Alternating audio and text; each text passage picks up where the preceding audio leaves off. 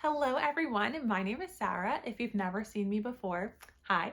I'm a pre-nursing student who is documenting her nursing journey here on YouTube. And if you have seen me before, welcome back. So for today's video, it's actually a requested video of how to take notes for Anatomy and Physiology. I did take Anatomy and Physiology 1 and I passed with an A, and I'm taking Anatomy and Physiology 2 right now and doing very well. My semester ends in like 2 weeks. So hopefully I can keep my grade that I have now and it'll be good. Okay, anyways, so I am going to walk you through how to take notes during an anatomy and physiology lecture. I'm going to teach you how I take notes from a textbook, and then I'm also going to demo like notes in real time, like my thought process, so you can understand like what I'm talking about, and we'll get to that later on in the video. But I just wanted to give you a little overview so you know what to expect. And without further ado, let's get into the video. I just wanted to put out a quick little disclaimer that the way that I take notes might be different from the way that you take notes, and that is totally fine. You don't need to take notes in my specific way in order to do well. I just wanted to share what I do, just in case anyone was wondering of how I take notes, maybe how to improve your note taking, like that kind of thing. So obviously do whatever works for you. I just wanted to share how I do things. Alrighty, so I'm gonna go over how to take notes in lecture first. So the typical student takes notes on one of three mediums. They'll do it through a laptop, through an iPad, or like a tablet, or pen and paper. So if you have pen and paper or an iPad, it's kind of the same. So I'm going to treat those as the same. And then laptop's kind of like its own thing. So me personally, when I'm in lecture, I take notes on an iPad. Obviously pen and paper is fine. And most likely your professor is going to have some sort of PowerPoint slide that they're basing their presentation off of that you will hopefully have access to. So I would have those loaded up on my iPad or printed out ahead of class. And then when they're talking, so rewind actually. So I am going to read through the PowerPoint slides first. And if I can understand what it's saying, or in other words, if I can like read through it and understand it well enough that I'm able to be tested on it and get the questions right, I'm not really going to need to add anything to the PowerPoint slides, but most likely the slides are not really going to make sense at first. And so all of those missing pieces that I need to make sense of the material, I'm going to fill in or add to the PowerPoint slides, and that'll be my notes for lecture. So I'll show you an example of what I mean. Okay, so this one was for the blood vessels unit that we had. So this was the neural control, and it was going over chemoreflexes. So I wrote everything in purple. So for example, the slide says chemoreceptors in aortic body and carotid bodies. It's located in the aortic arch, subclavian arteries, external carotid arteries. The autonomic response to changes in blood pressure chemistry is the chemoreflex. And then pH, CO2, O2. That's all it said. And I was like, what does that mean? And so I filled in pH down, CO2 up, O2 down, so that I knew if CO2 goes up, that means obviously O2 is going to go down, and blood pH is also going to go down. And the primary role is to adjust respiration. The secondary role is vasomotion. And then hypoxemia, hypercapnia. I didn't know what that meant. So they said it was too much CO2, which equals acidosis. So I wrote that in there. That's just like one example of what I mean, that if something doesn't make sense, like that's probably something you should be writing down. Yeah, so this one, it was hormonal control. Show you.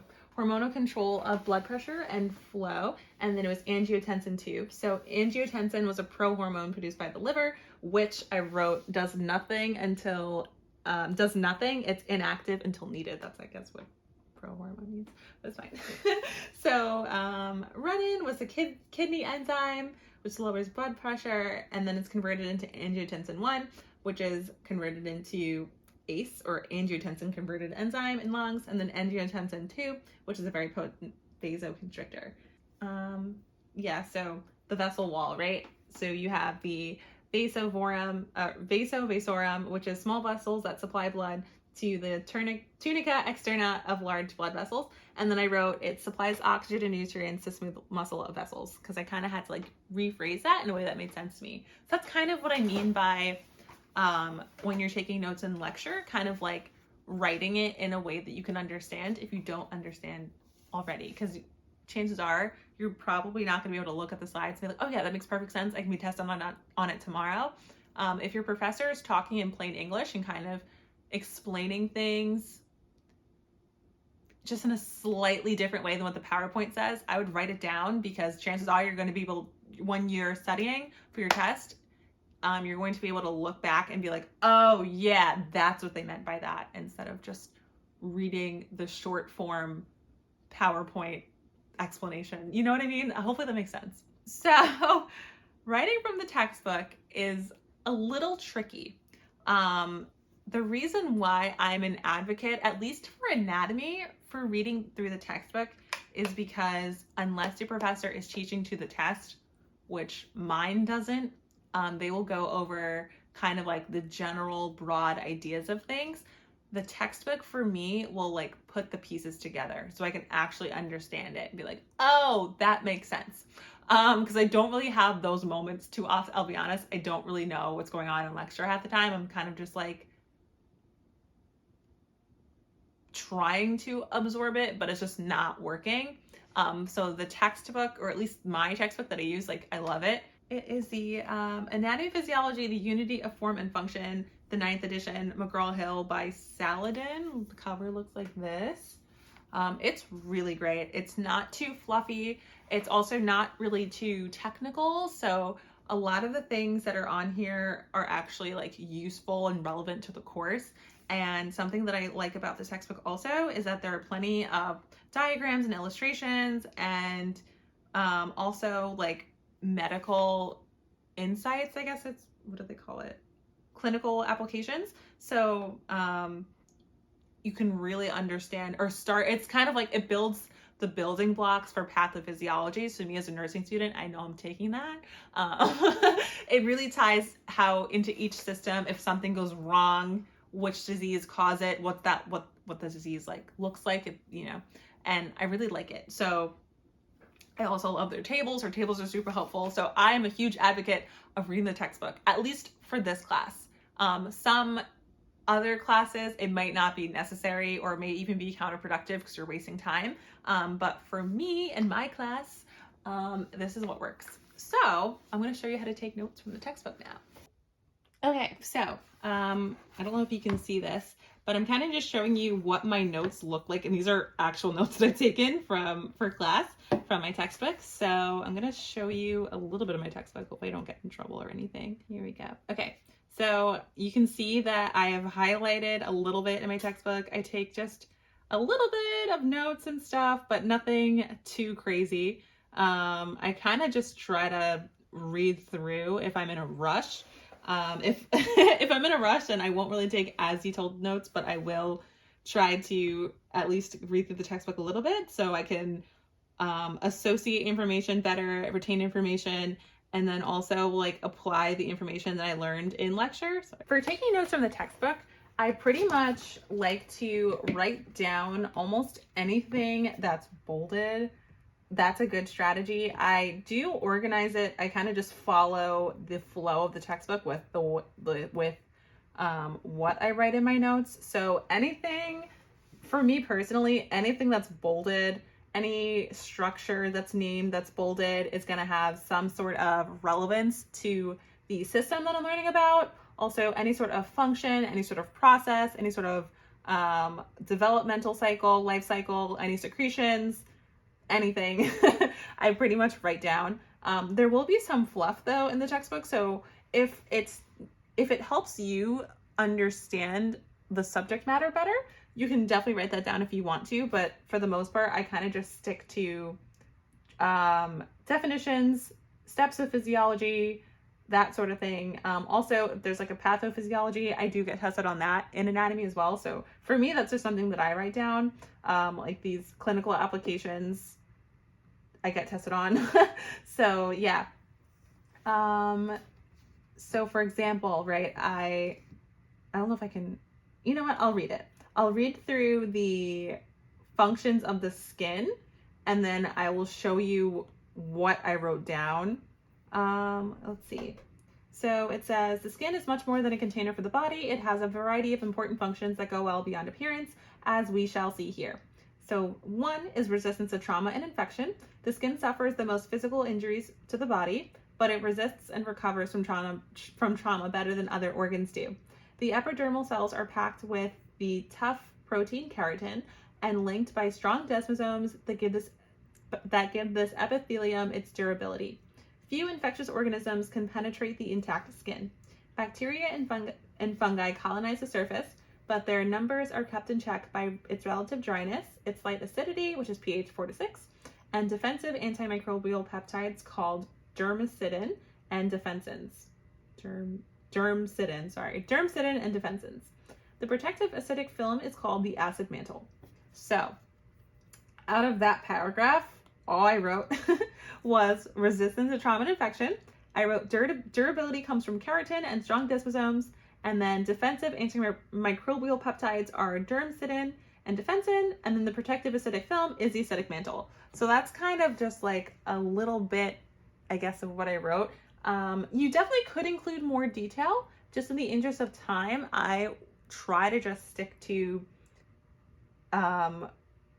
things that could be tested on, but that's why I advocate for reading the textbook, at least for my class, just because our test is less testing on definitions and more so testing on like critical thinking skills. So my test wouldn't be what is the protective acidic film of the integument called?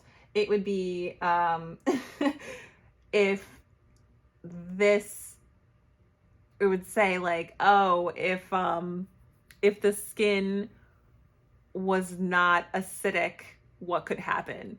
And an answer could be the skin would dry out. A choice could be the skin could dry out. Another choice could be the skin would be too moist.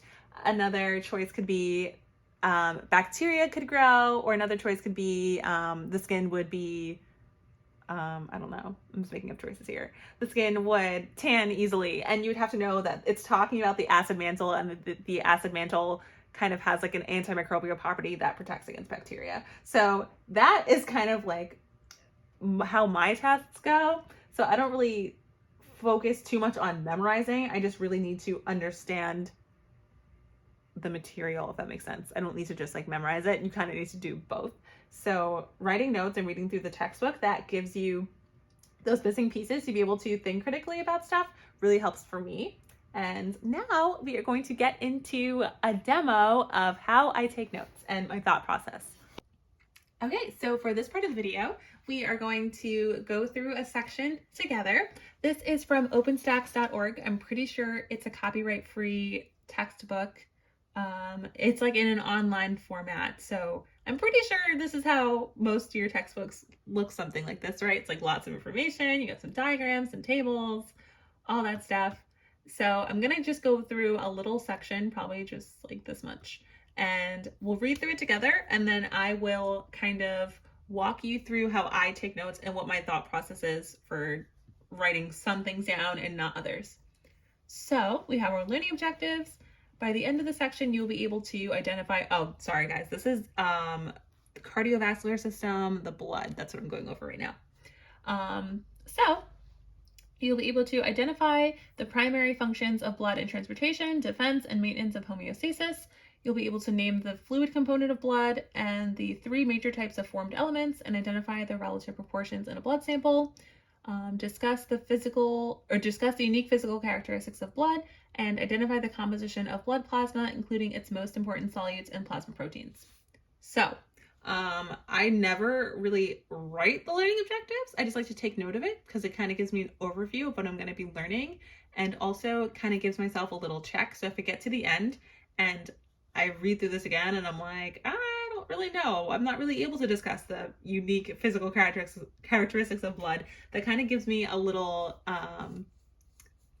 safety net so to know that I don't understand something. So this is a great opportunity to ask a question in lecture next time, or to email your professor, go to office hours or anything like that, or even just like email a friend asking about this particular topic. So the first paragraph says, recall that blood is a connective tissue. Like all connective tissues, it is made up of cellular elements and an extracellular matrix. The cellular elements, referred to as the formed elements, include red blood cells, white blood cells, and cell fragments called platelets. The extracellular matrix, called plasma, makes blood unique among connective tissues because it is fluid. This fluid, which is mostly water, perpetually suspends the formed elements and enables them to circulate throughout the body within the cardiovascular system. So that first paragraph has a lot in it. So the way that I would break this down is I would start, I guess just go like this so you can see what I'm writing down. I'm just going to write the cardiovascular system. It's going to title it. All right, and then this is just an introductory paragraph, so I don't really have like a subheading to put, so I'll just write stuff. So let's see, blood is a connective tissue. I feel like that's important.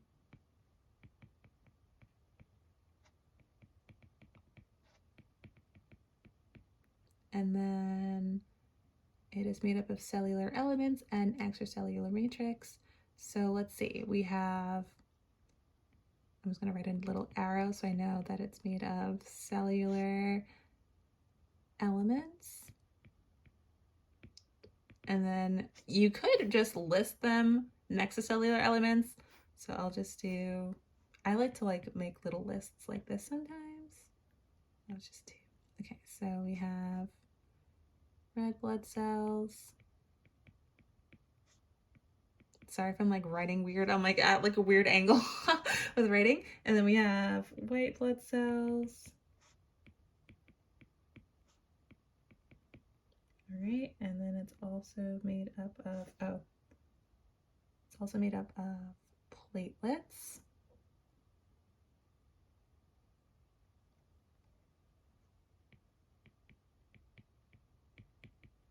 And then plasma.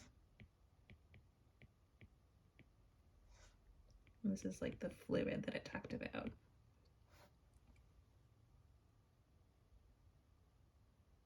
Right? Yeah. Okay, so I'll just write extracellular matrix, just so I know.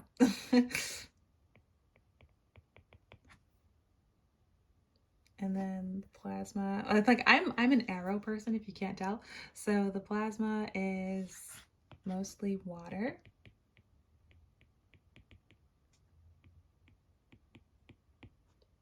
And perpetually suspends the formed elements and enables them to circulate throughout the body. I feel like that's an important, that last sentence, that was an important one. It was, this fluid, which is mostly water, perpetually suspends the formed elements and enables them to circulate throughout the body within the cardiovascular system. So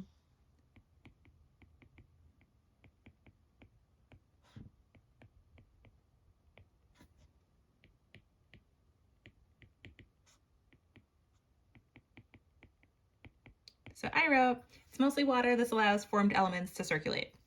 I just know that for me, I would know that it's within the cardiovascular system, so I didn't need to write that part down, but I did feel like that little detail was important. So I wrote it in red. You obviously don't need to write things in different colors. I just like to, just for visually, because it looks cool, and then also so it stands out.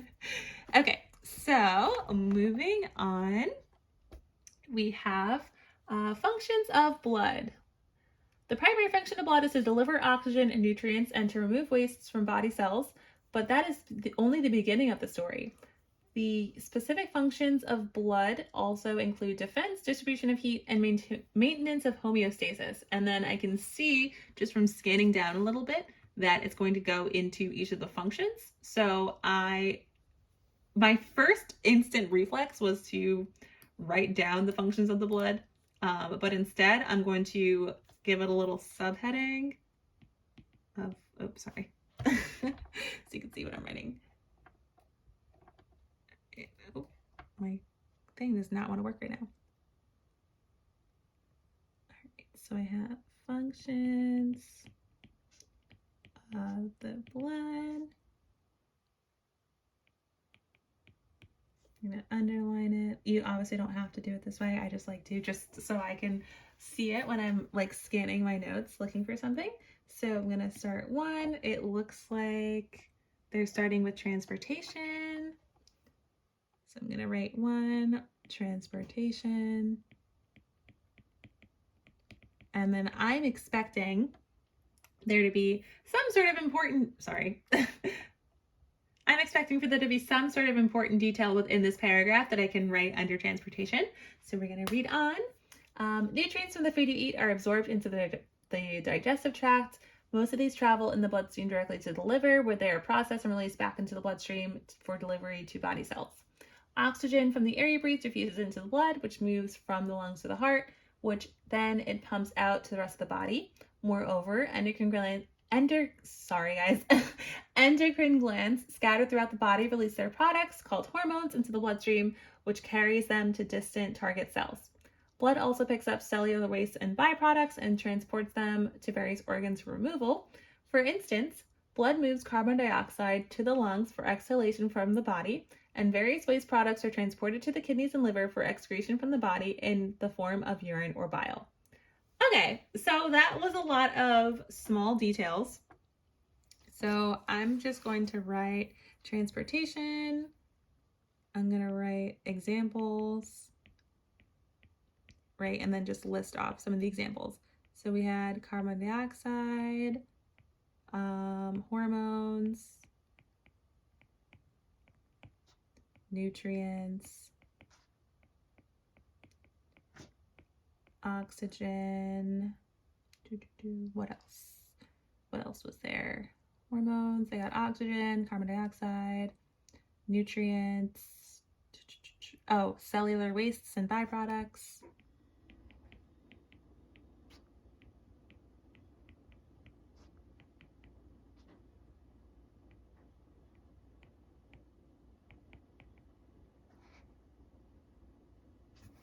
Yeah, I feel like that's pretty good. I'm good with that. Okay, so now number 2, second function it talks about is defense. So I just wrote that down underneath transportation. And defense says, many types of WBCs, or white blood cells, as it defined earlier on in the section, protect the body from external threats, such as disease-causing bacteria that have entered the bloodstream in a wound. Other WBCs seek out and destroy internal threats, such as cells with mutated DNA that can multiply and become cancerous, or body cells infected with viruses. When damage to the vessels results in bleeding, blood platelets and certain proteins dissolved in the plasma, the fluid portion of blood, interact to block the ruptured areas of the blood cells or the blood vessels involved. This protects the body from further blood loss. So that was pretty important. So defense, so I'm going to write against disease, right? I'm actually going to get a little bit more specific. I'm going to write WBCs for white blood cells, protect against disease.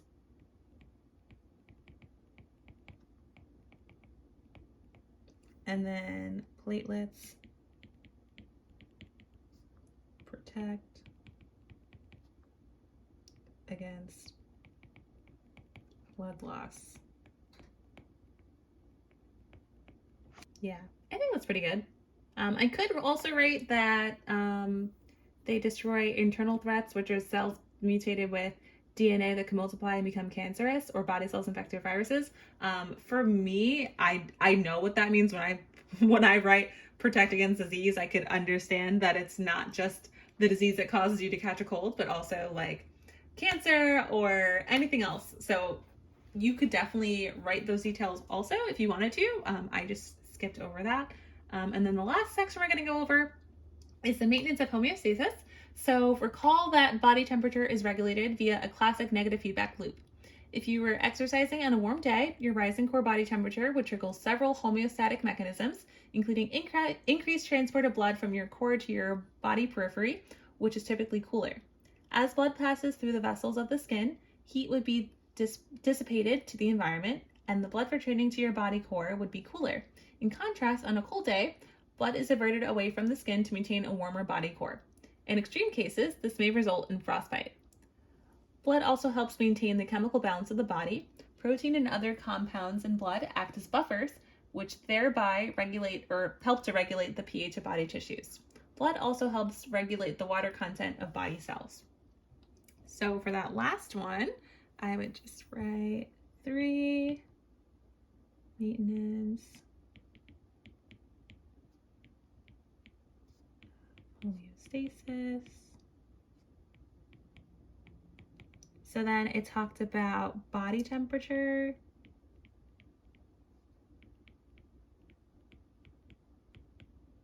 which is also called, I don't know if they wrote this, but I just know from my class, thermoregulation.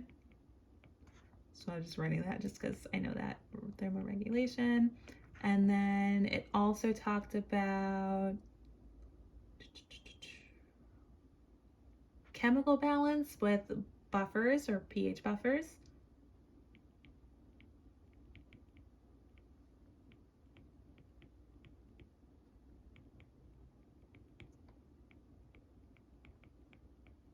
And then it also regulates water content.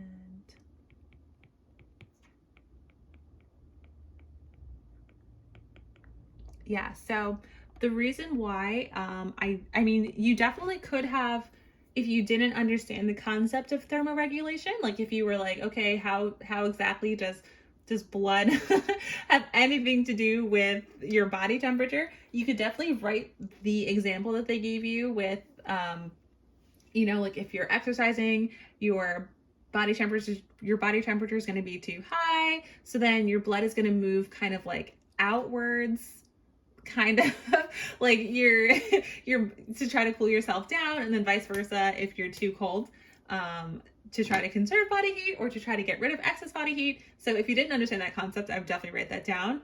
I just didn't, because my anatomy class, we went over this like a few times. This concept came up, so by the time I'm reading it now, I'm like, yeah. So yeah, so hopefully that helped. So yeah, like I said earlier on in the video, this is just how I take notes. And if you do want to see some of the examples that I put in today's video, I do have links to them in the description. And this is just how I write notes. If, like I said, if you don't write notes like this, that's totally fine. I just wanted to give some guidance to people who might be a little bit lost with note taking. And I hope you liked this video. If you made it this far, thank you so much for watching. If you want to see my face again, subscribe. Thank you guys so much for supporting me in my journey, and I will see you next time.